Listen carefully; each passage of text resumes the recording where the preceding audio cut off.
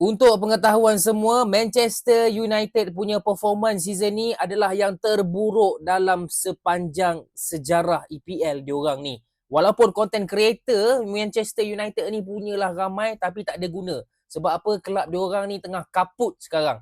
Jom kita cerita sikit pasal game malam tadi, termasuklah data performance mereka pada season ini. Sebelum tu, korang yang minat konten-konten bola sepak, tekan dulu butang follow. Dah tekan, mantap. Pada awalnya sebelum game, fans United dapat berita baik yang mana Onana takkan ikut untuk main. Okay, langsung tak start, langsung tak ada dekat bench. So diorang ingat tak adalah buat mistake ke apa ke, tak adalah bolos banyak sangat. Last kena juga 1-4 dengan Newcastle. Aku rasa benda tu predicted lah, diorang akan kalah dengan Newcastle. Tapi bolos sampai 4 biji tu, kau tukarlah mana-mana keeper pun, Manchester United ni memang kelab yang telah pun disumpah. Aku rasa bila tengok gol-gol semalam, Onana mesti happy. Sebab apa? Bukan dia lagi dalam gol tu, jadi tak adalah orang nak salahkan dia. And ada juga mistake daripada Bayunde sendiri. Cakap pasal performance, korang tengok ni. Okay, setakat ini Manchester United hanya ada 38 point, which is terburuk dalam sejarah diorang.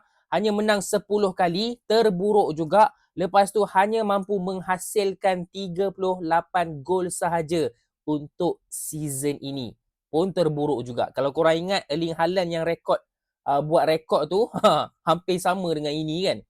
Itu seorang baik. Yang ini satu tim. Satu tim. So Manchester United sekarang berada di tangga ke-14. Hanya beza 3 mata sahaja dengan West Ham yang berada di tangga ke-17. Nasib baiklah West Ham ni tak duduk dekat tangga 18. Kalau tak, silap-silap Manchester United pun relegated.